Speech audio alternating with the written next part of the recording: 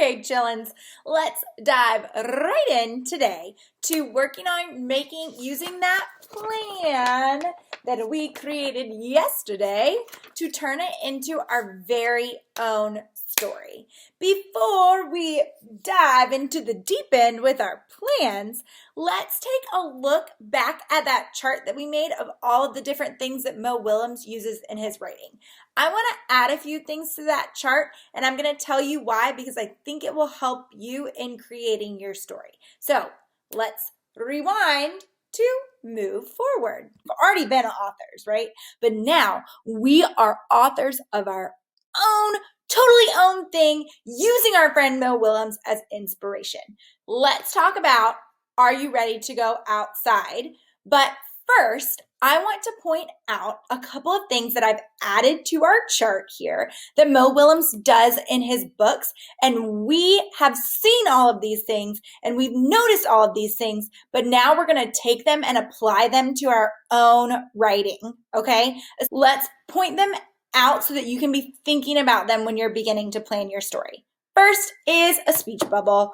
We 100% know what a speech bubble is, right? It's something that the character is, technical difficulties. It's something that the character is saying, right? So a speech bubble is something that that is coming out of the character's mouth. The character is saying. Now, we know what a thought bubble is, right? A thought bubble is something the character is thinking. You guys all did such a great job with the thinking and the speaking, the thought bubbles and the speech bubbles that you worked on 2 whole weeks ago. And you've done such a great job using those 2 in our stories from last week. Now, we're going to add a couple things in our stories that we're writing on our own. And that is these movement lines, okay? Can you guys see the movement lines? So like we see movement lines around Piggie's ears, and she looks really happy and excited. So it means her ears are going, right? Her ears are moving. On my picture of Gerald here, I drew his arms moving up and down because he looks excited too. So the movement lines are to show that his arms are moving up and down. If your character's really excited and jumping up and down, you can draw movement lines like these little ones here around what they're doing to show your readers that your characters are moving. For example, in our book here, we see movement lines are all around Piggie, right? So she's moving her arms, she's moving her head, she's moving all around in the rain. We see Mo Willems do this a lot around Piggie, especially because she's excited. Then, directionality. So Mo Willems uses these lines to show which direction the characters are going. At the very beginning of this book, we see elephant running in and Piggie running in. Do you see that little line beside Piggie? That's showing the direction that she's moving, right? So she's coming from this side and going to this side. And we see that with that line. We also see this directionality used, like for example, when Piggie makes this giant jump in the book, we see a huge dotted line showing where she's jumping from. If your characters are jumping around or running or doing something like that, you can use these direction lines to show where they're going.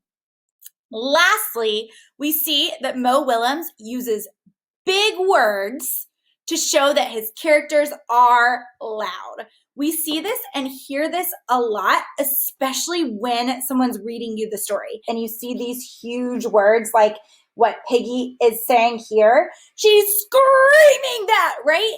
So when you are writing with your own characters, you can use all of these things because Mo Willems does them in his books. And so those can give us inspiration. All of these different things on our chart can give us the inspiration to use with our own characters. In fact, when you're writing your story today, go ahead and take this and pause this right in front of you, or I've sent it out. I've included it in the schedule for today, so mom or dad can print it out for you, or they can just pull it up in front of you on the iPad.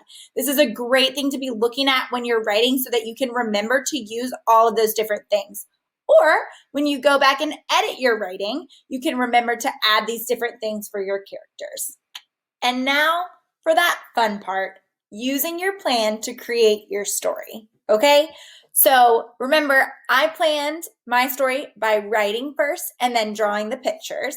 I've got my beginning, middle, and end. And we know that when we look at Mo Willems as our mentor and use his book, like yesterday, we counted how many pages were in that beginning section where he's creating that problem, right? So in our story, Are You Ready to Play Outside? Mo Willems creates the problem that they're ready to play outside. Piggie is so excited. They're going to skip. They're going to run. But then it rains.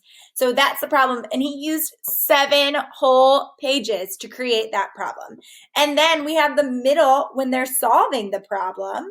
And the middle is so many pages too, right? The middle is this whole part right here.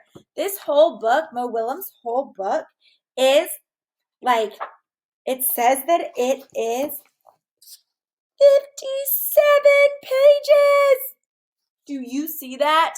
Oh my goodness, crazy writers. I do not expect you to write 57 pages. I do, however, expect you to take that beginning and expand it a little bit. So if you are stuck, and you can only come up with 3 pages, that's okay, right? Right now, deep breath in, let it out. If you cannot come up with more than 3 pages, that's okay. Maybe write this story and then see if you can come up with something else for your characters that you can come up with more pages for. That's fine. I would love for you to expand this into more than 3 pages, okay? So in the beginning, in my beginning, maybe I'm going to draw Timothy and Stella, like walking along. On the first page, they're walking, and then this beginning that I've drawn in my plan happens, okay? Then maybe in the middle, they're looking at the stairs, and then this page happens, okay? And then maybe at the end, this squirrel comes down, and maybe at the very end, the very last page, they're going up to get something from the bakery, okay?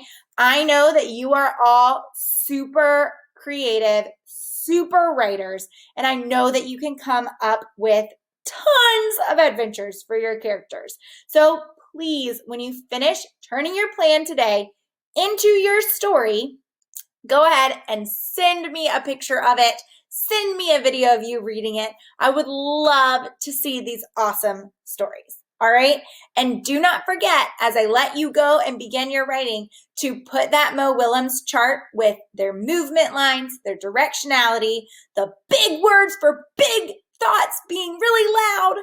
Make sure you have that in front of you because you want to remember to use all of those things. Okay. You've got a task today. Get started on your books, and I look forward to seeing them soon.